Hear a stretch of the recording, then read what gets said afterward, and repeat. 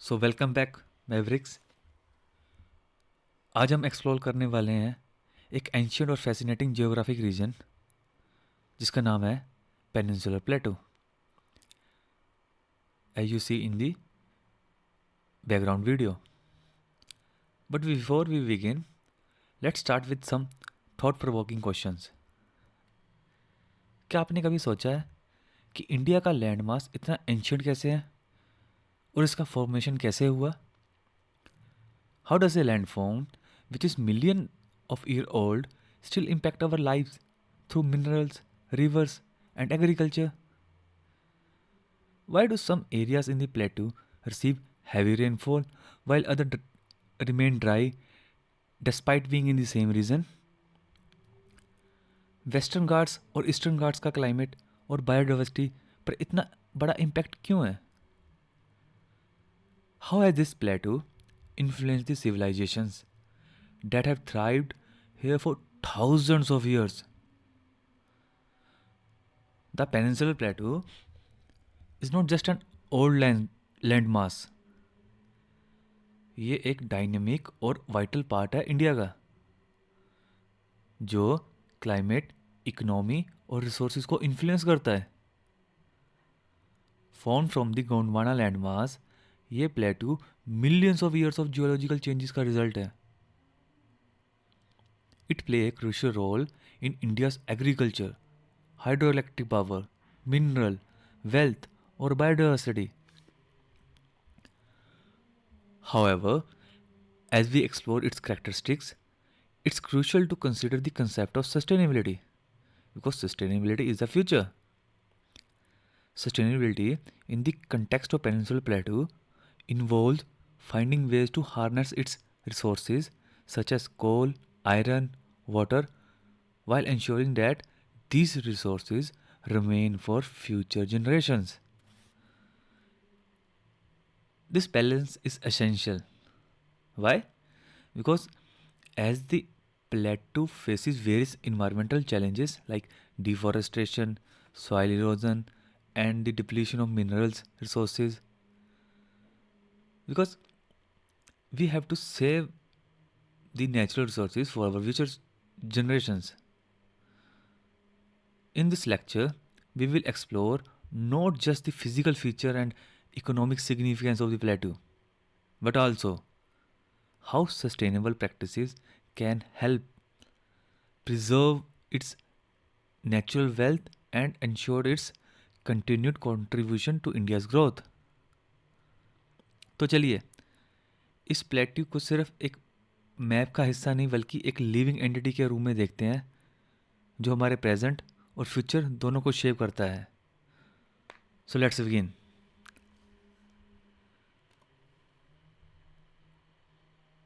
Geological formation and structure. We need to understand first its geological formation and structure. To understand the geological formation and structure, we will watch this video.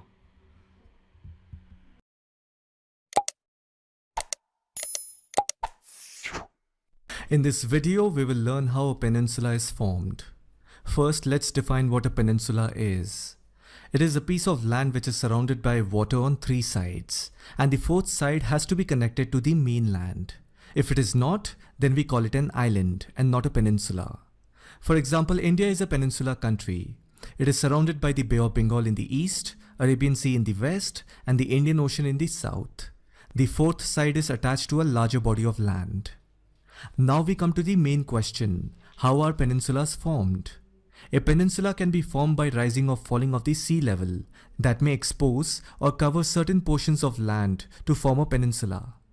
A peninsula is also formed due to tectonic activity.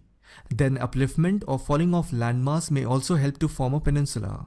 A separation of land masses over millions of years can also create a peninsula.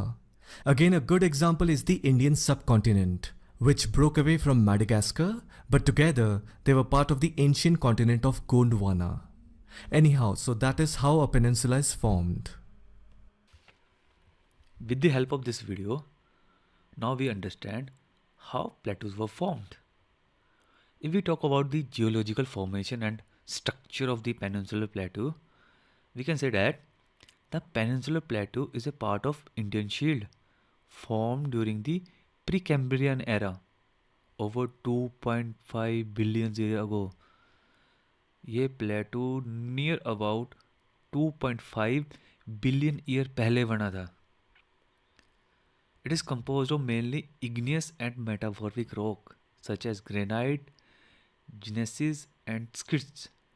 SCHIST. Why it is made up of igneous and metamorphic rock? Because of the volcanic eruptions. If we talk about the key geological features of the Peninsular Plateau, we can say that the first point is tectonic stability. Unlike the Himalayas, the plateau is stable and has not undergone major folding. We know convergence plane boundary interaction happened in the Himalayas in between the Indian plate and the Eurasian plate, but that phenomena is not occurred at the Peninsular Plateau. Peninsular Plateau considered as the tectonic stable place. That is the first geological feature. The second is denudation. What does it mean? It means it is shaped by erosion over millions of years, giving it a broad, rolling topography. The first geological feature is tectonic stability. Second, denudation. Third is faulting and rift valleys. We know how fault is formed. Fault is formed when two tectonic plates diverge, not converge, diverge. So, faulting and rift valleys, the Narmada and Tapi rivers flow through rift valleys formed due to the faulting. And the fourth key geological features are Deccan Traps, which is formed by volcanic activity in the Cretaceous period, near about 65 million years ago, which covering the states like Maharashtra, MP, Gujarat with black soil deposits. That is the key geological feature of the Peninsular Plateau. If we talk about the geological extent, in the northwest, that is the Delhi, in the east, up to the Rajmahal Hills, in the west, Gir Range, and in the south, that is Cardamom Hills. I repeat, जो मेरे peninsular प्लेटो है, अगर उसको मैं geographical extent में define करूं तो वो नॉर्थ वेस्ट में दिल्ली तक है, ईस्ट में राजमहल हिल्स तक है, वेस्ट में गिर रेंज तक है और साउथ में कार्डमन हिल्स तक है. Okay, there is a UPSC prelim fact. The Deccan trap region is famous for black cotton soil which is highly fertile and retain moisture. Question of 2021: discuss the geological history of Peninsular Plateau and its impact on India's mineral wealth. Okay, I'll repeat. Discuss the geological history of Peninsular Plateau and its impact on India's mineral wealth. You will get the answer of this question after watching this episode. And now the second part of this episode is physiographic division of the Peninsular Plateau. We know what is the meaning of physiography. Physiography is the outcome of the structure, processes and the stage of development. If we divide Peninsular Plateau on the basis of the prominent relief features, the Peninsular Plateau can be divided into three broad groups.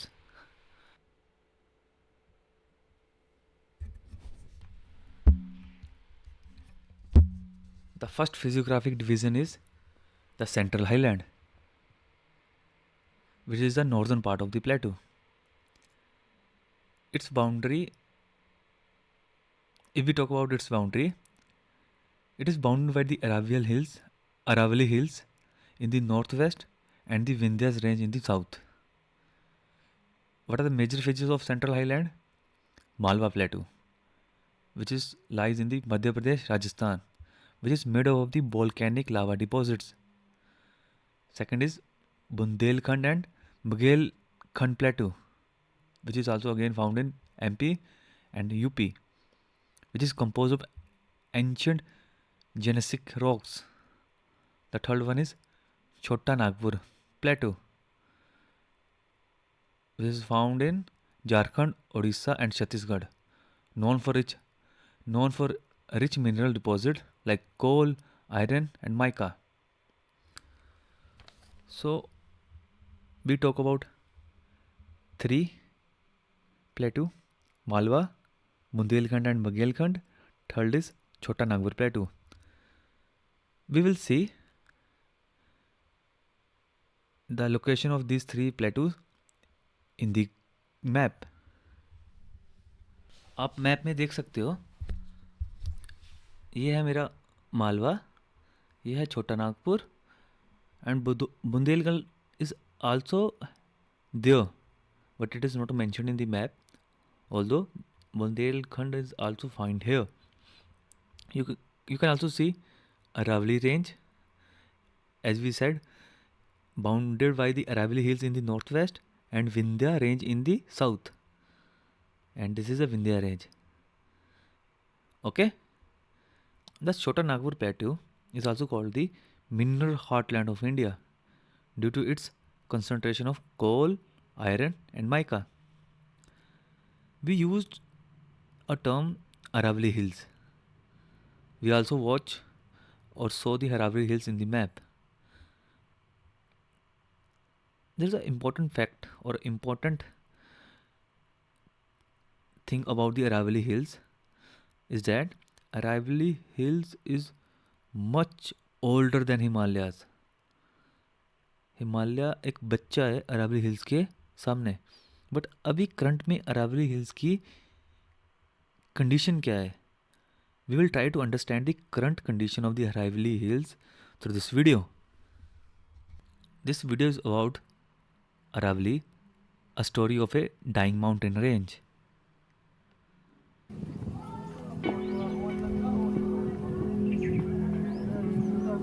The Aravallis are supposed to be the oldest mountain range in the world.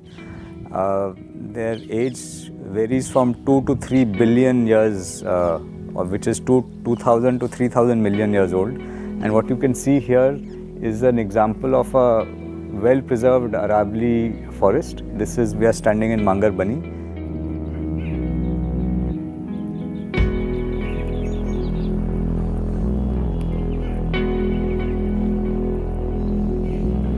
So our forest cover is basically concentrated in the Aravalli range in South Haryana. So that's the first importance.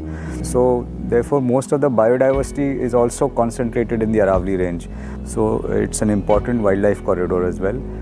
And in terms of benefits to the cities of Gurgaon and Faridabad and Delhi, this particular region of part of Aravallis is very important. If we talk about the ecological significance of the Aravalli Hills, the first point would be biodiversity hotspot. The Aravalli Hills are home to a rich variety of flora and fauna, many of which are endemic to this region. इसमें काफ़ी सारी key species है which include leopard, Indian wolf, desert fox, and many other numerous bird species like Indian vulture and grey jungle fowl. Okay, this forest region help maintain ecological balance by providing a habitat for these species. So, in the perspective of ecological, Aravalli Hills is the biodiversity hotspot. Important for the long-term ecological security of the NCR cities. And that is, the Aravallis have lots of cracks and fissures. They're very old, so lots of joints, cracks and fissures. And that leads to a high rate of groundwater recharge. So whatever rainfall happens in this area, a high proportion gets recharged into the ground and then it basically flows towards the plains. So the hills act as a See, it also helps in the water conservation. The Aravalli are home to an important watershed and water recharge area. This region supports the flow of river like Saraswati and Banas, which depend on the hills for their origin and sustenance. The presence of hills also influence the groundwater table in surrounding area. जैसा कि इस person ने इस video में बोला, due to the cracks it absorb the water, rain water, which also maintain the water table, ground water table. Recharge zone, and they feed groundwater towards the plain areas where it is used up by the cities.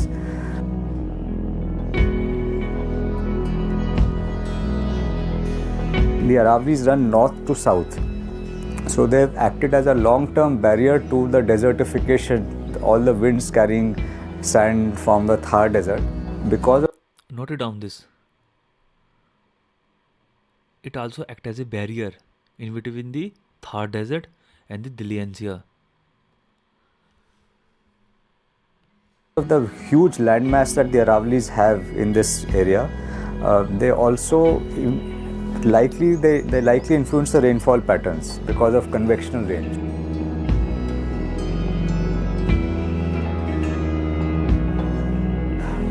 For all these reasons, the Aravallis are absolutely critical for this part of Haryana and Delhi.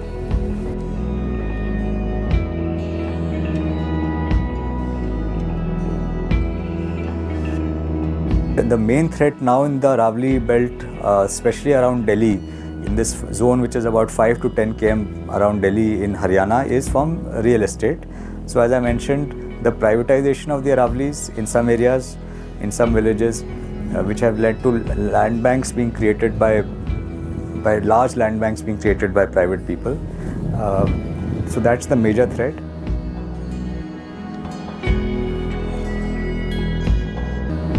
And these are, small scale enterprises where people have got 2 acres, 5 acres, 10 acres, and they've just cleared the hills of all vegetation and created boundary walls and laid gardens and bore wells.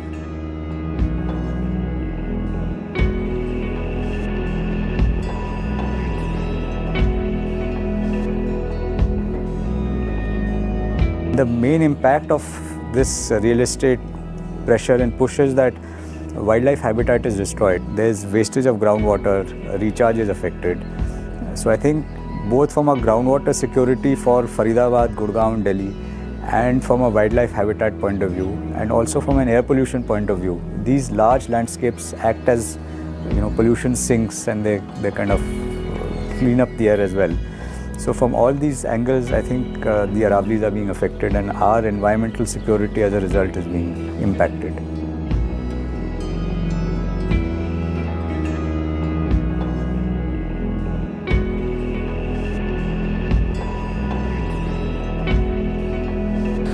मैंने जो बदलाव जो देखा है forest के साथ कि एक पूरी जो कम्युनिटी, विलेज कम्युनिटी 10-15 साल पहले ज़्यादातर जो लोग थे वो पशुपालन बेस पे थे, उनका सारा जो सोर्स था वो पशुपालन था और वो हर तरह से जो है फॉरेस्ट पे डिपेंड करते थे। और इस बीच में जो है फिर माइनिंग का पीरियड आया, सब लोग माइनिंग में इन्वॉल्व हो गए।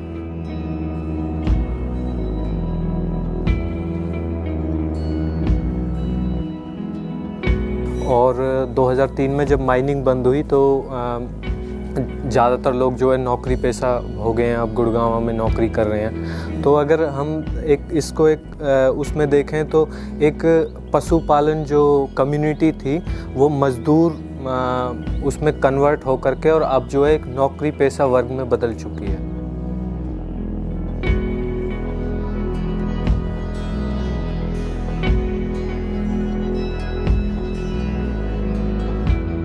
The interests which have built up land banks in the Aravallis, in these 5-10 villages, they are enormously influential interests.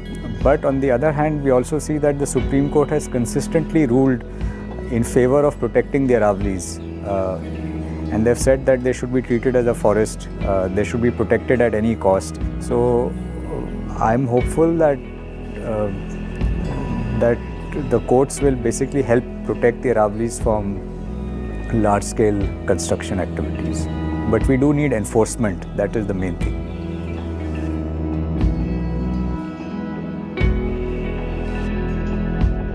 सबसे बड़ा जो खतरा है वो तो है सरकार की फॉरेस्ट को देखने का जो नज़रिया है। जब तक वो चेंज नहीं होगा तब तक खतरा चलता रहेगा। वो फॉरेस्ट मानते नहीं है और बाकी जो है अगर वो फॉरेस्ट नहीं है तो भाई कुछ तो है, फिर वो लैंड है या फिर वो माइनिंग निकालने की जगह है। तो जिनका उन चीज़ों में इंटरेस्ट है वो लोग आगे फोर्स करेंगे। तो उस सिचुएशन में तो फिर मामला गड़बड़ी है।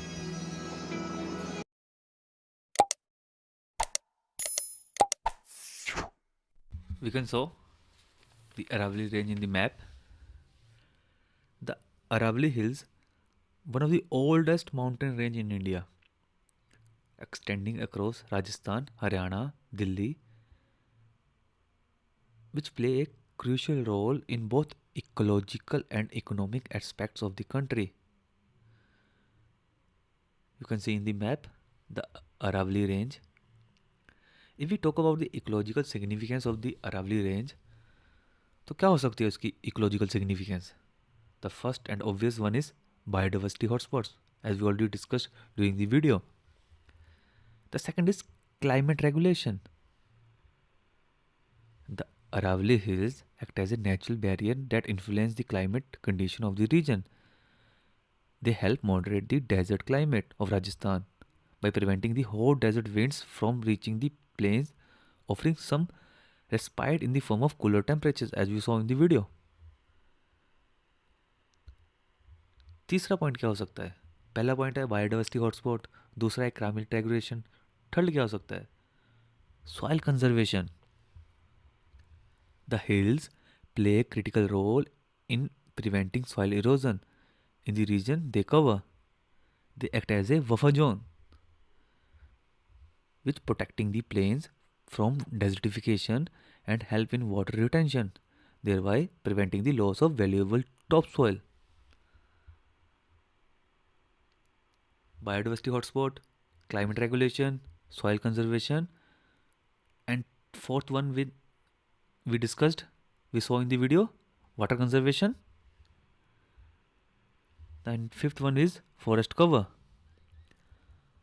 Though degraded, the forests in the Aravalli are important for regulating carbon sequestration and maintaining biodiversity.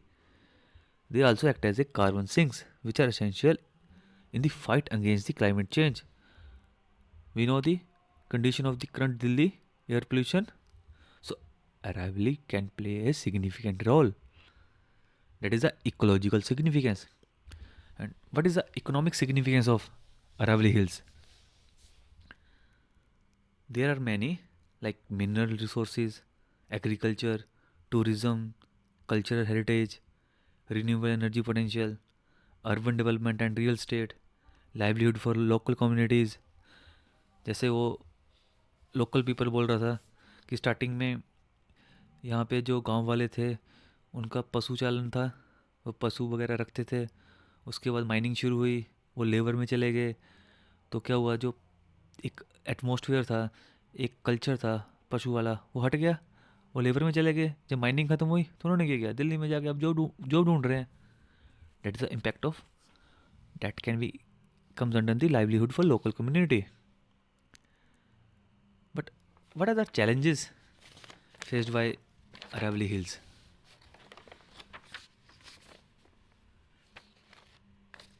Deforestation and degradation, illegal mining, urban expansion, and deforestation have led to a significant ecological degradation, threatening the biodiversity and stability of the ecosystem.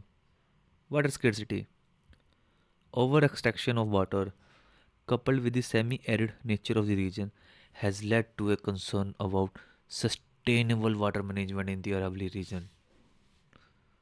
We need to balance development with conservation. The Aravalli Hills are under threat for rapid urbanization and industrialization.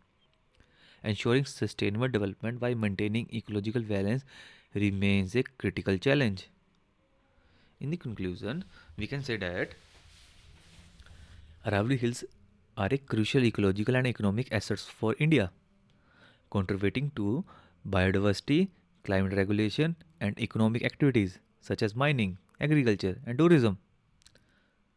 However, their future sustainability depends on addressing the challenges posed by environment degradation, water scarcity, and unplanned urbanization.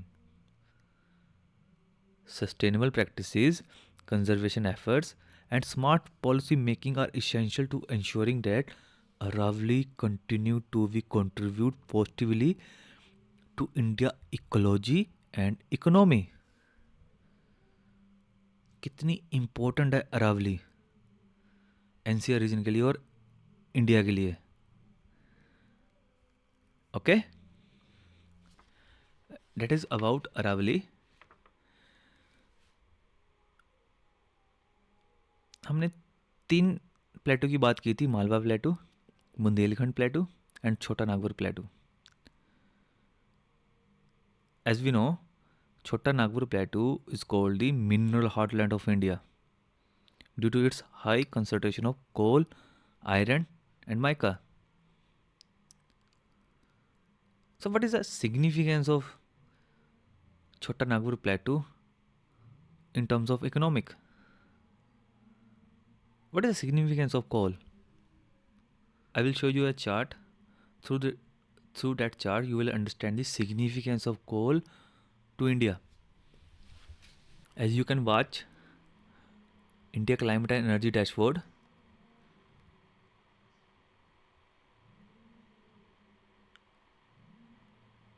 (57.66% of the total energy of India in the year of 2023 comes from coal.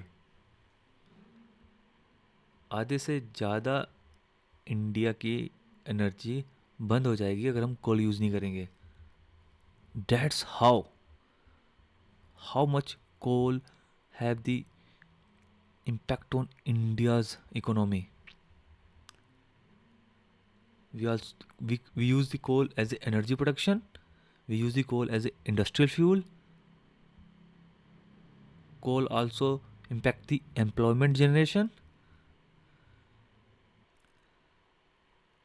Okay, there are 3 main minerals: coal, iron, and mica. What about iron?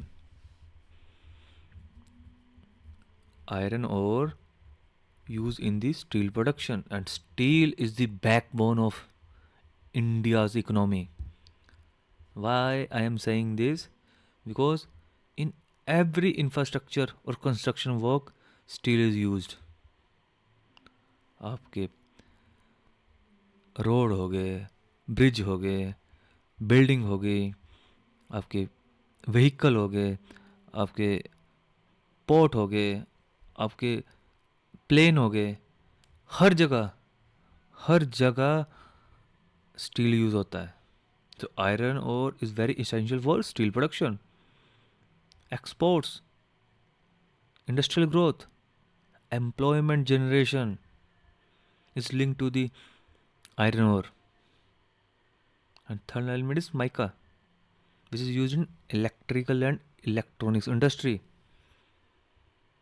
It is also used in cosmetics and paints. So that is the significance of economic significance of Chota Nagpur Plateau. We will again see the location of Chota Nagpur Plateau in the map. There, ये है Chota Nagpur plateau, Jharkhand, Orissa and Chhattisgarh में. Okay, this is about the first geological division of the peninsular plateau, that is central highland.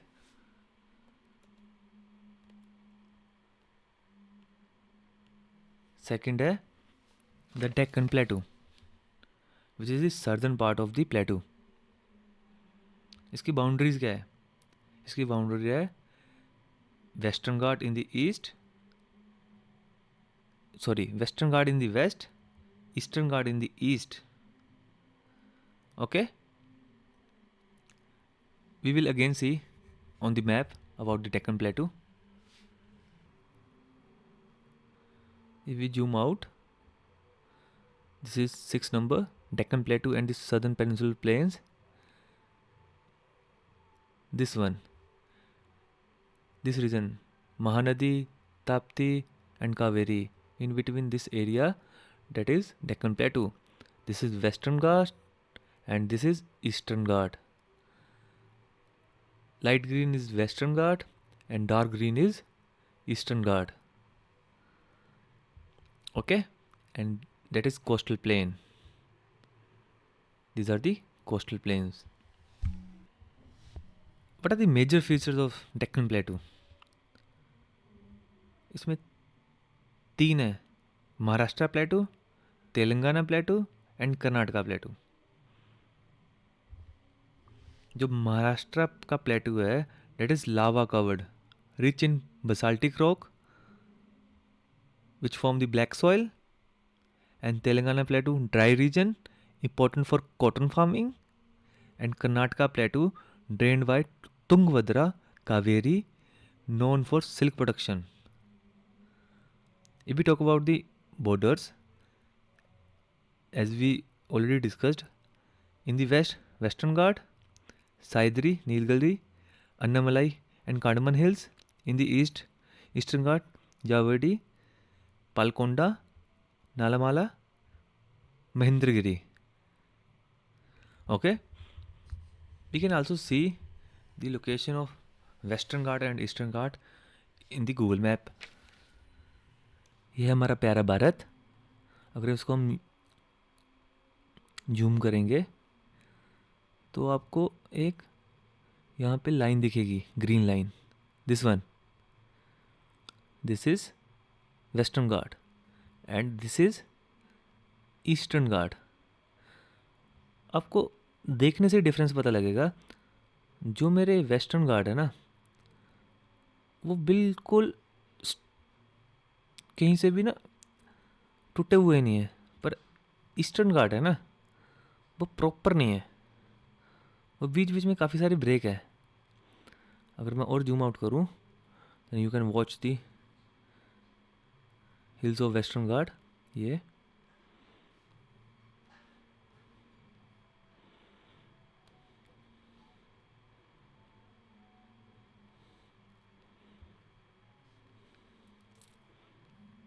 Okay,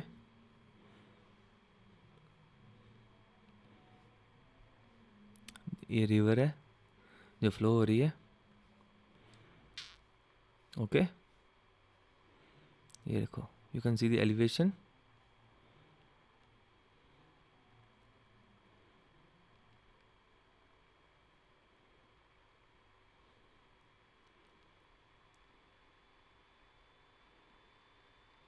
ये आप ऐसे इसको visualise कर सकते हो. ये देखो, एक कंटिन्यू माउंटेन रेंज है, but that continuities is not in the Eastern Ghat. और आपको एक और बात बताऊं मैं इसमें,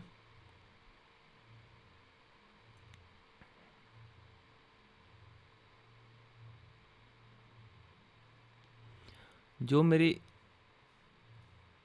स्लोप है इंडिया की प्लेटो की,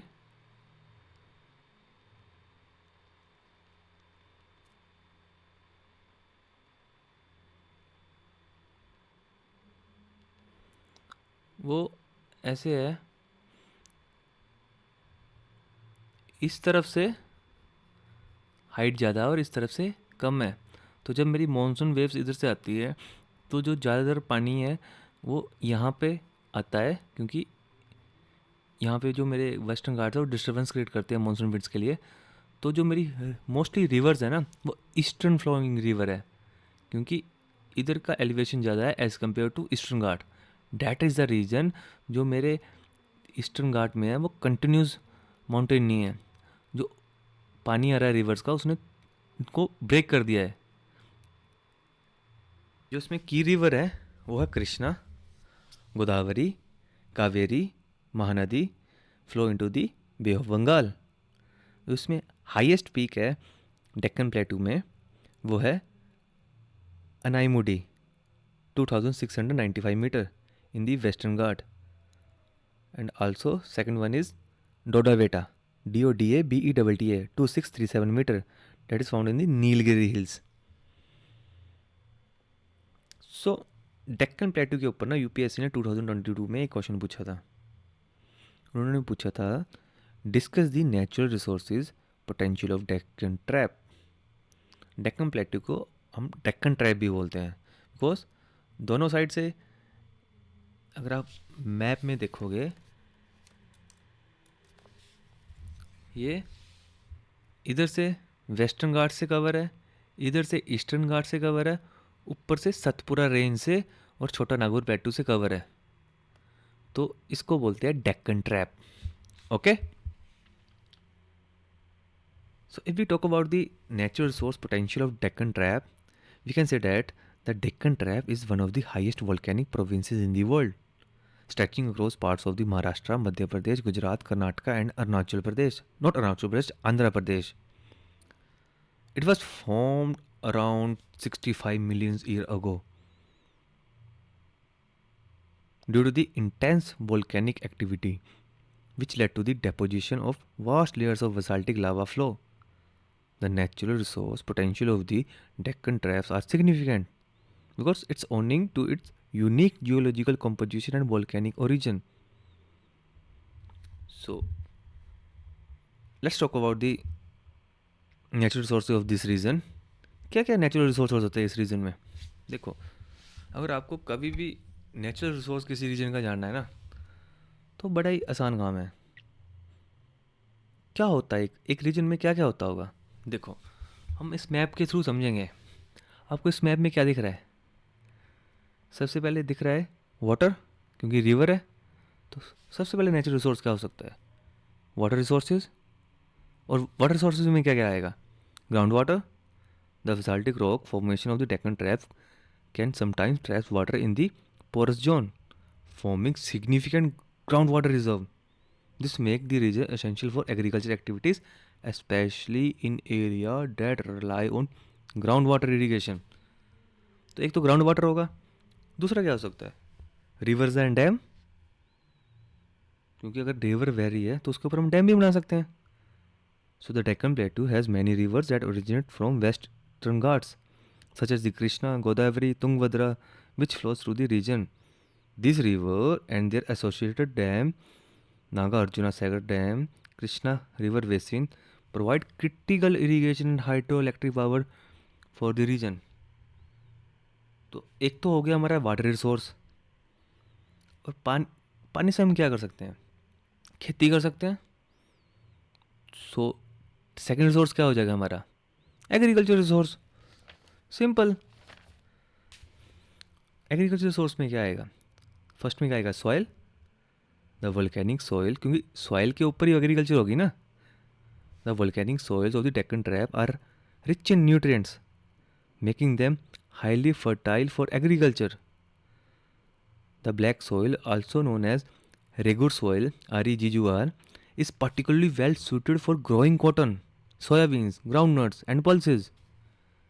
The soil high water retention capacity is beneficial in regions with irregular rainfall.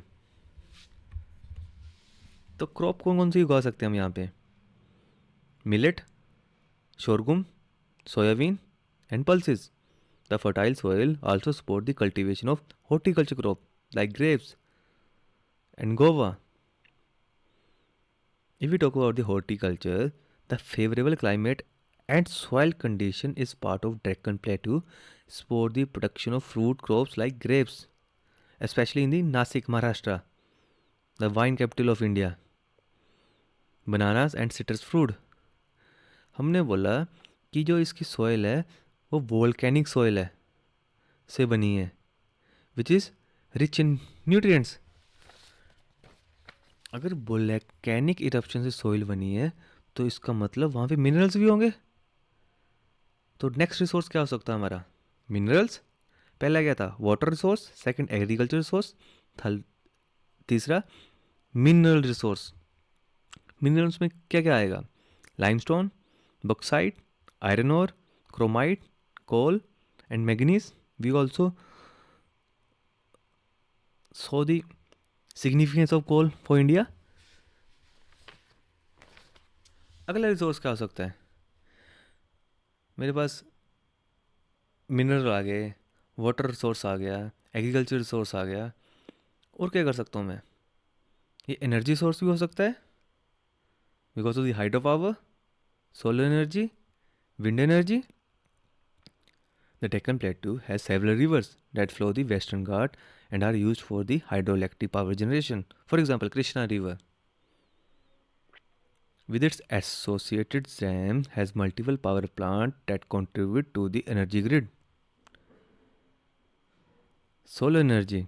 The Deccan Plateau is an area with considerable solar potential due to its vast open landscape and high level of sunlight throughout the year.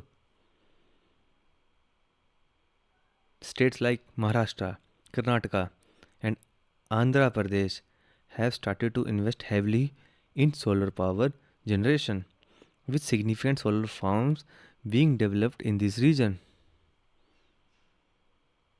Wind energy. In addition to solar energy, the region has also significant wind energy potential, especially along the western coast of India, with areas like Maharashtra, Karnataka being key hubs for wind farms. तो देखो, एक तो हो गए मेरे minerals, दूसरा हो गया वाटर रिसोर्स, तीसरा हो गया एग्रीकल्चर, चौथा हो गया एनर्जी रिसोर्स। और क्या हो सकता है? ध्यान से देखो, वेस्टर्न घाट्स को देखो और ईस्टर्न घाट्स को देखो, क्या लगता है यहाँ पे फॉरेस्ट होंगे? ऑब्वियस ही बात है, फॉरेस्ट तो होंगे। The Deccan plateau region is home to a range of forest that provide resources like timber, firewood, bamboo, and medicinal plants. Through the forest cover in the region has been reduced due to the agriculture expansion and industrial development. The remaining forest supports biodiversity and local economics. Forest products like tendu leaves used for making beedies and gum are significant in the livelihood of tribal and rural community. हमारे पास 5 resources हो गए। पहला resource क्या था? पहला resource था हमारा water resource, second agriculture, third mineral, fourth energy, fifth forest. और क्या हो सकता है? सोचो, थोड़ा दिमाग पे जोर दो और दिमाग के घोड़े गिराओ। यहाँ पे हिल्स है, प्लेन्स है, काफ़ी अच्छा मौसम है, तो लोगों का घूमने का मन होगा। Yes, obviously. कैन वी से टूरिस्ट पोटेंशियल?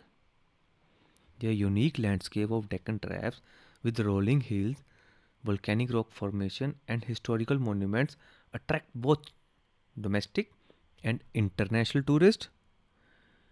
तो कौन कौन सी इंपॉर्टेंट टूरिस्ट साइट्स है यहाँ पे?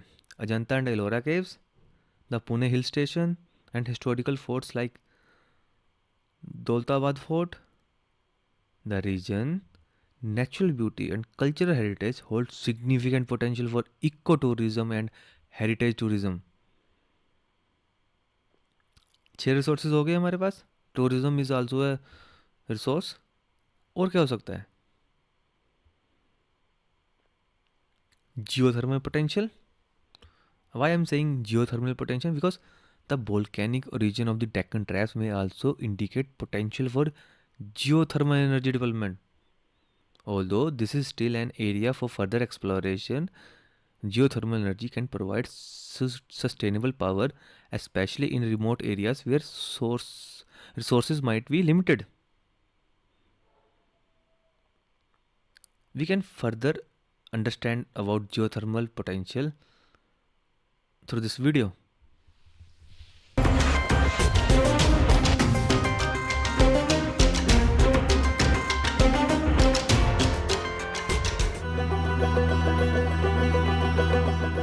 In the heart of the Great Rift Valley in Kenya lies Hell's Gate Park, well known for its cliffs and the rich diversity of wildlife, including giraffes and buffaloes.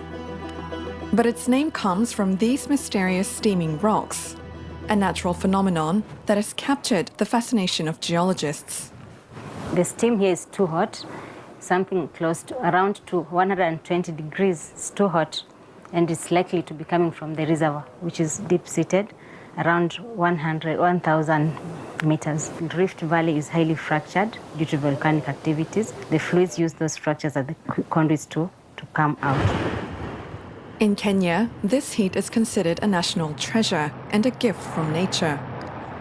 It can be used to produce electricity thanks to energy plants. Geothermal energy is one of the most abundant sources of power on the planet, second only to solar.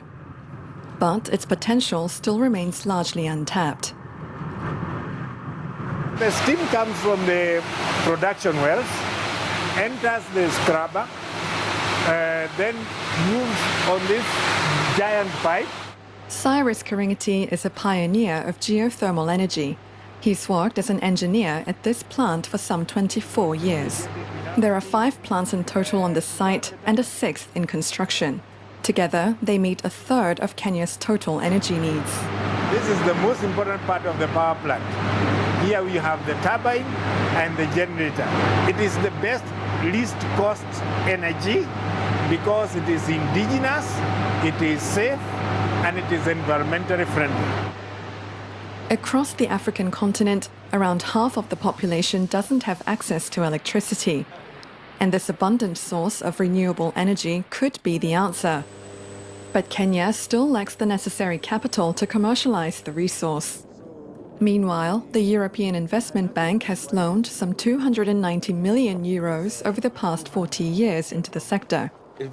And it's starting to pay off. 1 square kilometer is 15 megawatts.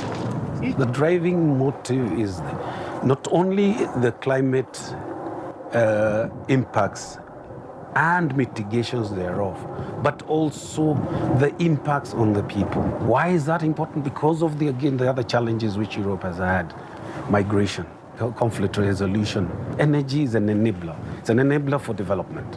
But Over the past decade, Europe has invested over 26 billion euros across the continent, 5 of which were earmarked for green projects. In a few months' time, the power plant will be operating at full capacity, and all Korea. Geothermal is still an area for further exploration, but it can provide sustainable power, as we saw in the video. So we discussed about the resources of the Deccan Trap, but what are the challenges and consideration? Obviously, challenges related to the environmental degradation, sustainability, and water management. In the environment degradation, mining activities, deforestation, and urbanization can lead to soil erosion, loss of biodiversity, and water scarcity in the certain areas of Deccan region. Sustainability. Managing the balance between the resource extraction, agriculture activities, and ecological conservation is key to ensuring the long-term viability of these resources. In water management, we can say that while the Deccan Plateau has several water resources, the uneven distribution of rainfall and dependence on groundwater can lead to issues related to water availability and sustainability.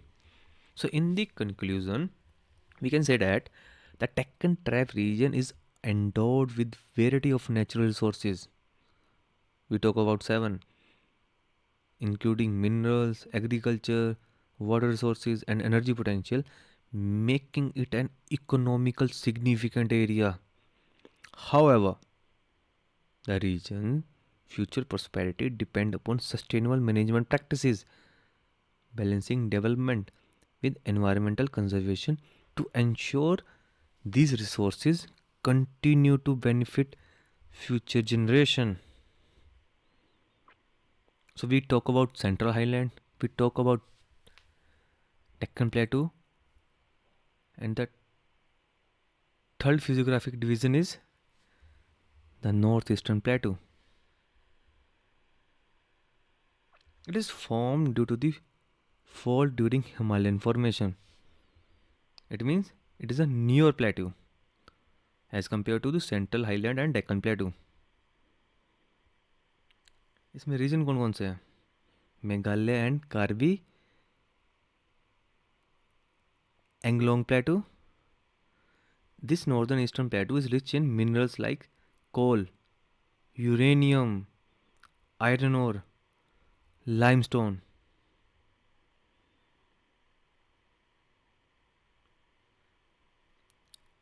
It also receives heavy rainfall. Cherrapunji, which is the world wettest place. इसकी boundaries we can see in the map. This one. It is found there.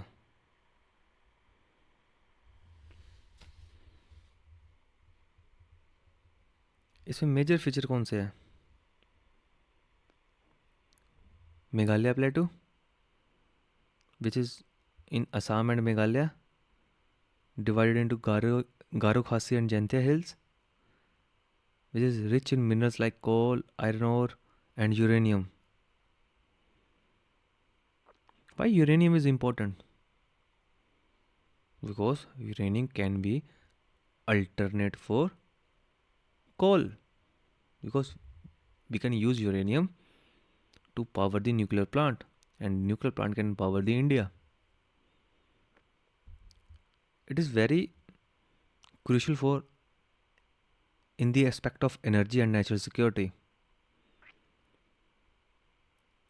So we can understand the importance of nuclear plant through this video. India is rapidly developing as a nation, the fastest growing major economy in the world. This isn't an easy feat to achieve. It's like a roaring flame. You need to feed it. Without fuel, you risk the fire dying out. As India keeps developing, it will keep needing fuel. It needs energy to keep the blaze going, and that is why Finance Minister Nirmala Sitharaman made a special note today.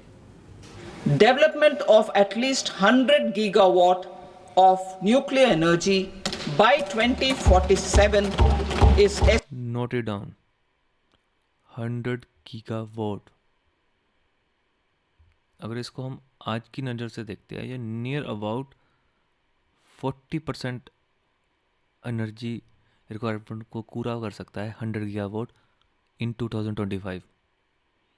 Because in the peak time, India used 200 to 230 gigawatt. So it's near about 40 to 45%. Look how massive our plan. essential for our energy transition efforts. For an active partnership with the private sector towards this goal, amendments to the Atomic Energy Act and the Civil Liability for Nuclear Damage Act will be taken up. Let's unpack that for you. Nirmala Sitharaman wants to increase India's share of nuclear power to 100 gigawatts by the year 2047. She mentioned energy transition efforts. That means moving away from fossil fuels and towards cleaner energy. Now, nuclear energy is part of that mix. 100 gigawatts is an ambitious plan. Currently, it's at about 8.2 gigawatts. We want to take it up to 100. Currently, it makes up a measly 1.8% of India's power generation capacity. If India really wants to pivot to nuclear energy, a lot of work needs to be done. That is why the Finance Minister wants the private sector to step in. Currently, India's Atomic Energy Act does not allow for private participation. Even if it did, it isn't really an attractive business opportunity. Nuclear companies are liable for damages to the plants. They shoulder a massive risk if anything goes wrong, which is not necessarily a bad thing. It prevents companies from building shoddy nuclear plants. But the Indian law is considered prohibitively harsh, more so than in other countries. And that is why the government wants to amend it. It aims to make changes to the Atomic Energy Act and the Civil Liability Law. Once these amendments pass through Parliament, they will pave the way for the entry of private nuclear firms. It could allow foreign companies to finally bid for Indian nuclear contracts. Let's look at this in the current global context. There's a nuclear scramble underway, especially in Africa. The US, Russia, France, China, and South Korea are all bidding for contracts. Russia has a clear edge in Africa, but the other nations are keen to compete. Imagine if this bidding war comes to India. It could ensure that we get modern nuclear technology, that too at competitive prices. So the Indian government's move seems timely, to say the least. But it's not just about attracting foreign companies. A nuclear energy mission for research and development of small modular reactors with an outlay of 20,000 crore will be set up. At least 5 indigenously developed small modular reactors will be operationalized by 2033. India wants small modular reactors or SMRs. The name is self-explanatory. These are smaller nuclear reactors. This will continue going like this. But we will also going to see the concerns related to nuclear power plant. So we will try to understand the concern related to nuclear power plant through this. There are pros and cons which is connected with the nuclear power plant. We will first discuss about the pros. Nuclear power plant provides high energy output. A small amount of nuclear fuel produces a massive amount of energy, making it highly efficient compared to fossil fuels. Second point would be low greenhouse gas emission. Unlike coal or gas plants, nuclear power plants do not emit CO2, it reducing their contribution to climate change. Third is reliable and stable energy source. Unlike solar and wind energy, nuclear power plant provides a constant energy supply, independent of weather condition. Fourth point would be efficient land use. Fifth one is technological advancement. Newer reactors designed like small modular reactors and fusion research promise safer and more efficient nuclear energy. But what are the cons? Radioactive waste disposal. Nuclear plants generate radioactive waste which requires secure storage for thousands of years. Not 1 to 2 years, thousands of years. And second point would be high initial cost. Building a nuclear power plant involves huge capital investment and long construction time. Third is risk of accident. Though rare accident like Chernobyl 1986 and Fukushima 2011 shows the catastrophic risk of nuclear disaster.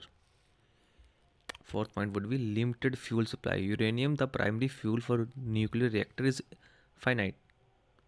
Though breeder reactors and thorium-based alternate could help, but the supply of uranium is limited. And the fifth point would be nuclear proliferation risk. The technology and material used for nuclear power can potentially be diverted for weapon development. So we can say that ये दो धारी तलवार है. इसके फायदे भी बहुत है पर इसके नुकसान भी बहुत है. So we can say that Meghalaya Plateau has a economic significance for India's future because it has a uranium. It has uranium deposits. So in the northeastern plateau, the first one is Meghalaya, second is Karbi Analog Plateau, extension of the Meghalaya Plateau, which is characterized by undulating terrain and forested area. Which is also rich in mineral resources similar to Meghalaya. Note it down the UPSC 2000 question, 13 question. Explain how the peninsular plateau topography influences monsoon rainfall pattern in India. Although we have not discussed about anything about monsoon, but you can write it down. We will again discuss this question in the future. There's a prelim fact about the Meghalaya Plateau. The Meghalaya Plateau is considered one of the wettest region of India, with places like Mysuru, Cherrapunji holding records for highest annual rainfall globally. So this is about the physiographic division of the Peninsular Plateau.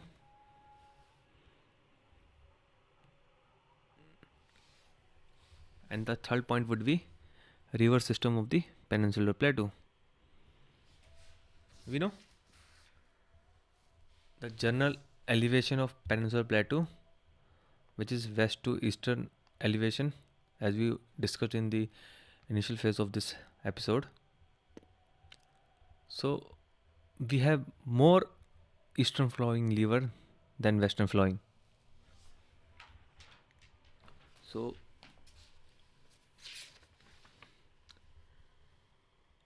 the rivers of the plateau are older than the Himalaya rivers and are classified as west flowing rivers and east flowing rivers. We will not going into detail about the river system because we will discuss about the river system when we'll discuss in the drainage system. So हम थोड़ा थोड़ा discuss कर लेंगे इसके बारे में. जो west flowing rivers है उसमें कौन कौन सी आती है? Narmada, Tapi which is flow through the rift valley originating in the MP, and shorter rivers Sabarmati, Mahi, Mandovi and Yurai. और ईस्टर्न फ्लोइंग रिवर क्या है? What the key feature of the west flowing river is they don't form any delta. Instead they form estuaries. We discussed in the last episode when we discussed about the alluvial plain what is delta and what is estuaries. अगर आपको नहीं पता तो आप जाके वो video देख सकते हो. Second is east flowing rivers flow into the Bay of Bengal.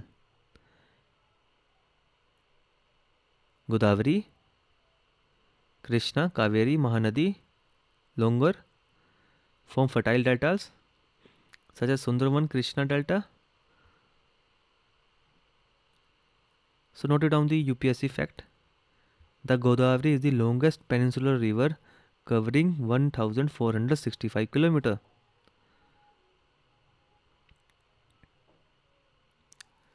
अभी एक क्वेश्चन है. अभी जो मेरे पेनिनसुलर प्लेटू है अगर आप इसकी स्लोप देखोगे तो इसकी जो जनरल एलिवेशन है पेनिनसुलर प्लेटू की वो वेस्ट टू ईस्ट है. मींस जो वेस्टर्न पार्ट है ये वाला पार्ट है उसकी स्लोप ज़्यादा है as compare to eastern part. अब एक क्वेश्चन है मेरे दिमाग में, सोचो अगर इसे उल्टा होता. जो मेरी जनरल एलिवेशन है पेनिनसुलर प्लेटू की वो ईस्ट टू वेस्ट होती. What would be the implication of this elevation and how does it have consequences for history, economy, polity of this region? As we know, the current orientation is west to east. If the current orientation we can rotate from then east to west, how would this region look differently? कैसे impact करेगा ये? सोचो. It would impact on river course. जो मेरी mostly river western to eastern flowing river है, eastern flowing river है वो western की तरफ बहती है. फिर second point would be human settlement, obviously होता है. Third is port, fourth is trade, ecological diversity क्योंकि मेरी वेस्टर्न में ज़्यादा ecological diversity as compare to eastern. Rain pattern, agriculture practices, cultural practices, historical development, trade राउट, इन सब पे impact होता अगर मेरी ओरिएंटेशन ईस्ट टू वेस्ट होती. ओके.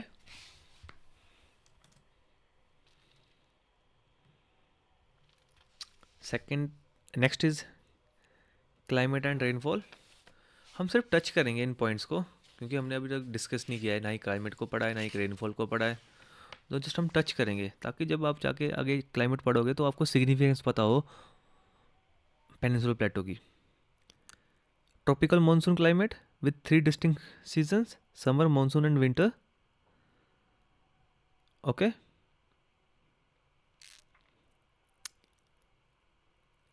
इसमें क्लाइमेटिक इशू क्या हो सकते हैं? Drought prone area like Telangana, Marathwada and Bundelkhand. Flood prone area, eastern coastal region due to cyclones. You can note it down the mains question of 2019. We can also discuss while we discuss the climate, but you can also write it here. How does the physiography of the peninsular plateau influence the India's climate patterns? I repeat, how does the physiography of peninsular plateau influence the India climate patterns?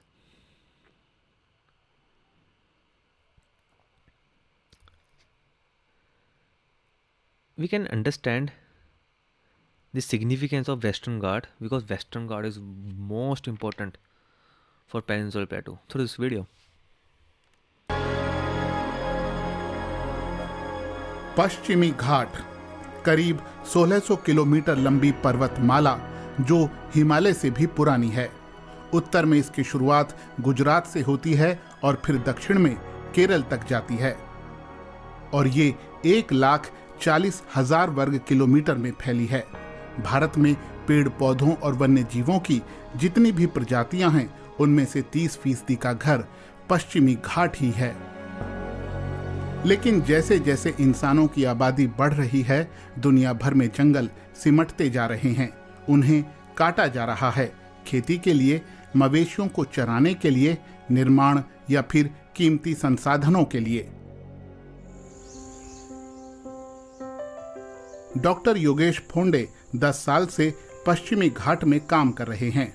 वो मानते हैं कि स्थानीय समुदायों को साथ लिए बिना वनों का संरक्षण संभव नहीं है, लेकिन वो कहते हैं कि बीते सालों में जंगल और उसके आसपास रहने वाले लोगों का रिश्ता लगातार कमजोर होता गया है।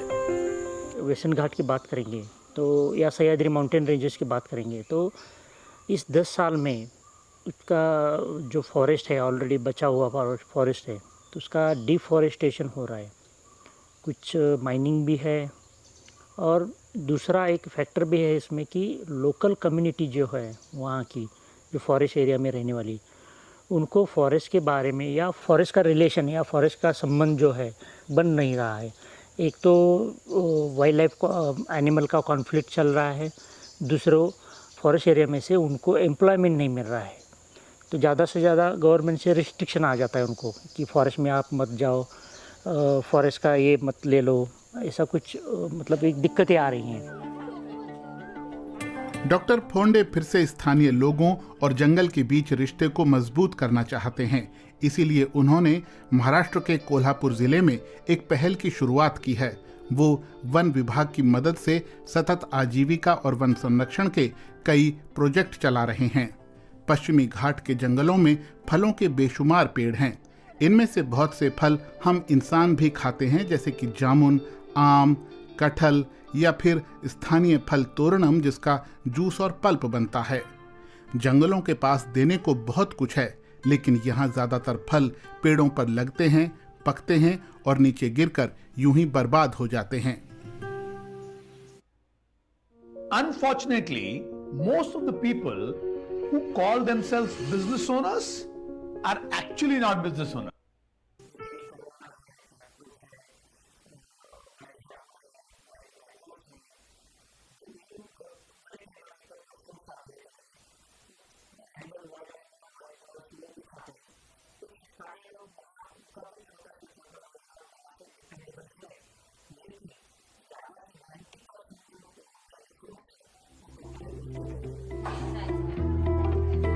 अब वन अमृत प्रोजेक्ट के जरिए इन फलों को प्रोसेस कर स्थानीय लोगों और खासकर महिलाओं के लिए रोजगार के मौके पैदा किए जा रहे हैं।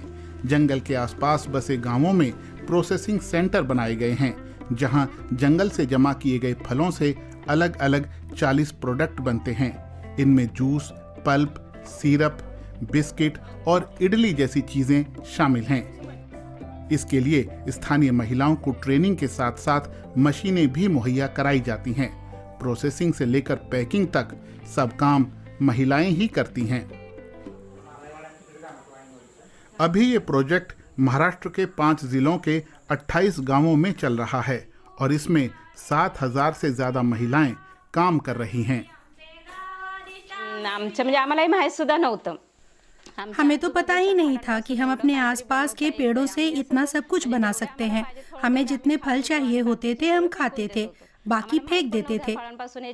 हमें पता ही नहीं था कि इन फलों से जैम बनता है, सिरप बनता है, रागी के बिस्किट बनते हैं, इडली बनती है, पौष्टिक सत्व बनता है। जिन्हें डायबिटीज है उनके लिए रागी बहुत अच्छा होता है।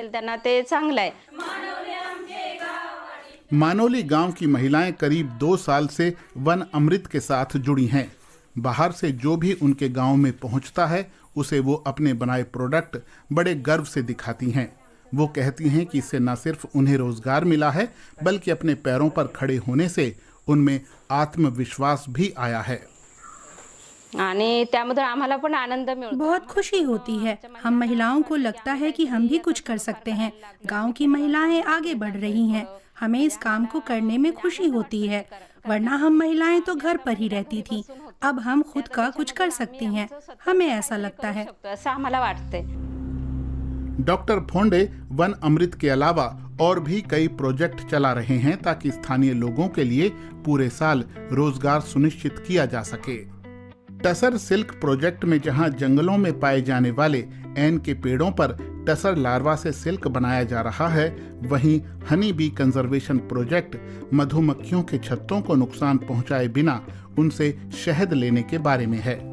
जितनी ज्यादा मधुमक्खियां होंगी उतना ज्यादा परागण करेंगी और जंगल समृद्ध होता रहेगा। इसके अलावा स्थानीय चावल की प्रजातियों को बढ़ावा देने, कैशू एप्पल और देसी आम की प्रजातियों की पैदावार बढ़ाने से जुड़े प्रोजेक्ट भी हैं। कोल्हापुर का वन विभाग इन सभी परियोजनाओं में पूरा सहयोग कर रहा है। वन अधिकारी जी गुरुप्रसाद सतत आजीविका प्रोजेक्ट्स को वनों के संरक्षण के लिए अहम मानते हैं। वो कहते हैं कि अगर स्थानीय लोगों को जंगलों से आमदनी होगी तो वो निश्चित रूप से उन्हें बचाए रखने में योगदान देंगे।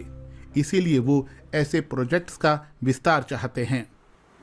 क्योंकि मैक्सिमम प्रोडक्ट्स जंगल से आ रहे तो फॉरेस्ट डिपार्टमेंट खुद होके इन्वॉल्व होके एक मिशन मोड में करने का हमारा संकल्पना है, जहां पर लोगों को पैसा भी मिलेगा उससे और एट द सेम टाइम लोग जंगल को नुकसान ना करते हुए उसको कंजर्व कैसा करना है वो भी हमारा एक संकल्पना है। उस संकल्पना से हम इसको बढ़ावा दे रहे हैं और बहुत सारे प्रपोजल्स भी ऑलरेडी बन चुके हैं। तो लोगों को इसको इन्वॉल्व करना है, लोगों को उसका जंगल का ये बताना है और लोगों को जंगल से 2 पैसा जब मिलेगा तब वो जाके उसको प्रोटेक्ट करना शुरू करेंगे या कंजर्व करना शुरू करेंगे। Imagine this. You are staring at a large Excel sheet with 20,000 rows of data. पश्चिमी घाट के इन जंगलों को बचाना बहुत जरूरी है। हिंद महासागर और अरब सागर से उठने वाली हवाएं जब इन जंगलों से टकराती हैं तो तय होता है कि मॉनसून कैसा रहेगा। ये जगह दुनिया में अपनी अनछुई प्राकृतिक सुंदरता के लिए जानी जाती है। इसे श्रीलंका के साथ दुनिया की 8 सबसे ज्यादा जैव विविधता वाली जगहों में से एक माना जाता है। लेकिन चुनौतियां यहाँ भी लगातार बढ़ती जा रही हैं। प्लास्टिक का कचरा भी इन्हीं में से एक है। ये प्लास्टिक की बोतल है, ये चिप्स का पैकेट है। ये जानवर तो नहीं खाते, न बाघ खाते हैं, न बंदर खाते हैं, न भालू खाते हैं, न हिरन खाते हैं, ये इंसान खाते हैं। और अगर वो इंसान यहाँ जंगल में इन चीज़ों को लेकर आए हैं तो बेहतर है कि इन्हें अपने साथ लेकर जाएं, यहाँ न छोड़ें, पर्यावरण के लिए खतरे पैदा ना करें। कम से कम हम इतना तो कर ही सकते हैं। पश्चिमी घाट का पूरा इलाका प्राकृतिक रूप से बहुत संपन्न है, फिर भी स्थानीय लोगों को रोजगार की तलाश में अक्सर शहरों का रुख करना पड़ता है। लेकिन राजेश मुंबई को छोड़ वापस अपने गांव में आ गए हैं। अब वो अपने गांव के पास ही शरबत का एक स्टॉल लगाते हैं और जब समय मिलता है तो जंगल से जाकर शहद भी निकाल कर ले आते हैं। इससे उन्हें अतिरिक्त आमदनी हो जाती है। इधर बाल बच्चे किसी का तबीयत खराब हो गया, कोई तकलीफ आया घर में, तो मुंबई से आना पड़ता है। अर्जेंट उधर का उधर छोड़ के इधर आना पड़ता था। तो इधर आने की वजह से इसका वजह से मैं ऐसा सोचा कि जो इधर ही थोड़ा बहुत जो मिला अपने को, भले दिन का 300-400 रुपये भी मिल गया, तो उसमें अपन समाधान मान के इधर ही बाल बच्चे के साथ रहने का ऐसा सोचे। इन लोगों का कहना है कि गांव में जिंदगी आराम से चलती है, जबकि शहर में बहुत भागदौड़ है। बेशक वहां अवसर ज्यादा हैं, लेकिन चुनौतियां भी हैं, जिनके साथ तालमेल बिठाना हर किसी के लिए आसान नहीं होता है। उधर जाके ना वो जाके उधर जाता है वो 10,000 12,000 में काम करते। उधर रहने के लिए रूम जो रहते गेस्ट हाउस उसका भाड़ा वगैरह 5-6 हज़ार रहता है। उसमें से खर्चा रहता है बहुत अपना पर्सनल खर्च रहता है। वो जो कमाता है ना उधर ही खर्च हो जाता है। इधर बैलेंस कुछ नहीं रहता है। यहाँ पे 10,000 मिलेंगे तो भी बैलेंस रहेगा 2-3 हज़ार खर्च हो जाएगा 5-6 हज़ार तो रह जाएगा ऐसे। भारत का तेजी से शहरीकरण हो रहा है। विश्व बैंक का अनुमान है कि 2036 तक शहरों में रहने वाले भारतीयों की संख्या 60 करोड़ को पार कर सकती है। दुनिया भर में शहरों पर दबाव बढ़ता जा रहा है क्योंकि हर दिन वहां नए लोग पहुंच रहे हैं। उनकी जरूरतों को पूरा करने के लिए बेशुमार संसाधनों की जरूरत है। फिर कार्बन उत्सर्जन के रूप में पर्यावरण पर भी इसका भारी बोझ पड़ता है। ऐसे में लोगों को स्थानीय स्तर पर रोजगार देकर इस बोझ को कम किया जा सकता है। Now you understand the significance of Western Ghats. Same can be applicable to Eastern Ghat. The next is soil and agriculture. We will discuss in detail about soil and agriculture. We will discuss about agriculture. But for as of now, you can understand the Peninsular Plateau had diverse soil types, each influencing agriculture patterns. Like इसमें black soil है जिसको हम river soil भी बोलते हैं, which is found in Maharashtra, MP, Gujarat, which is ideal for cotton. और दूसरी है red soil found in Orissa, Telangana, Tamil Nadu, sports, millets, pulses. Third है laterite soil found in Western Ghats used for coffee, tea plantation. You can write it down the UPSC prelims fact. Black soil retains moisture and supports dryland farming. So that is about the soil. We will discuss in detail when we will discuss about soil. And now economic significance. Although we discuss about the Deccan economic significance, but what is the economic significance of Peninsular Plateau? The first point is obviously mineral wealth and industry.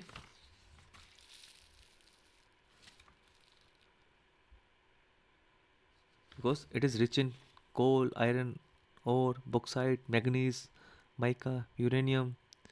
Major mineral states like Jharkhand, Odisha, Chhattisgarh, Madhya Pradesh and Karnataka. Steel industry in Jamshedpur. Okay, so you can write down the UPSC prelim fact. India is the second largest producer of coal mainly found in Damodar Valley, Jharkhand, West Bengal. You can write down the mains question of 2020. Evaluate the impact of mining on tribal community in central India.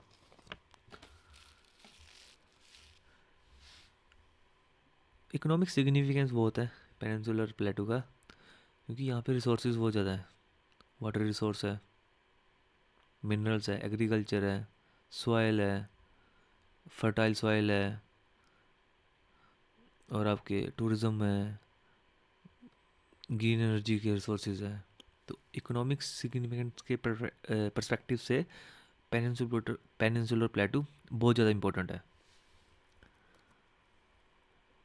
Next is environmental and developmental challenges.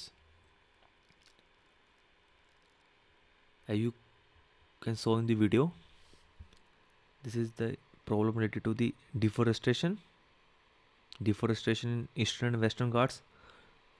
इसका reason क्या है? Mainly reason है urbanisation. हम forest को काट काट के उसको फार्मिंग की लैंड बना रहे हैं, कंस्ट्रक्शन कर रहे हैं। The second challenge would be illegal mining. Third is soil erosion in central highland affecting agriculture. Fourth is water stress in Telangana, Marathwada due to groundwater depletion. These are the challenges. So what government can do to reduce the impact of deforestation? We can do afforestation in Western Ghat. We can also use government also doing watershed management, Jal Shakti Abhiyan, smart mining policies, MMDR Act 2015. Okay. So what would be the best solution? We already discussed about the solution which government is doing. So और क्या solution हो सकते हैं? Sustainable water management में हम क्या कर सकते हैं? हम इज़राइल से इंस्पिरेशन ले सकते हैं, उनकी ड्रिप इरिगेशन मॉडल से, which efficiently use the water for agriculture. We can do rain water harvesting implemented in Rajasthan and Deccan Plateau. We can also use sustainable mining and green technology, like Australia is doing mining rehabilitation program, which restoring the land pond mining. We can also do biodiversity conservation, like Costa Rica is doing ecotourism model, utilizing natural landscapes sustainably. We can also do smart agriculture flow plateau region, like Brazil is doing afforestry model, mixing crop and trees for sustainable farming. Okay, these are the solutions. एक और question है जो बहुत ही ज़्यादा important है, and वो question है how India can replicate global best practices to manage the plateau ecosystem. How India can replicate global best practices to manage peninsular plateau ecosystem.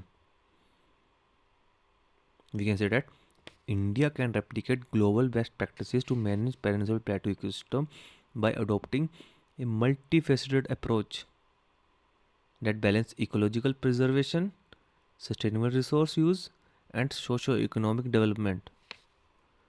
इसमें क्या क्या कर सकते हैं हम डिटेल में डिस्कस नहीं करेंगे. मैं आपको एक हिंट दे दूंगा, वैसे ही आपका होमवर्क है बट फिर भी मैं आपको हिंट दे दूंगा. इसमें फर्स्ट पॉइंट आ सकता है सस्टेनेबल माइनिंग प्रैक्टिसेस. इसमें सेकंड पॉइंट आ सकता है वाटर कंजर्वेशन एंड मैनेजमेंट, हमने सब डिस्कस किया है. थर्ड है agro forestry for sustainable agriculture. Fourth would be ecotourism and biodiversity conservation. Fifth would be forest conservation and carbon sequestration. Sixth would be renewable energy and clean technology. And the last, not the least, climate change adaptation and resilience.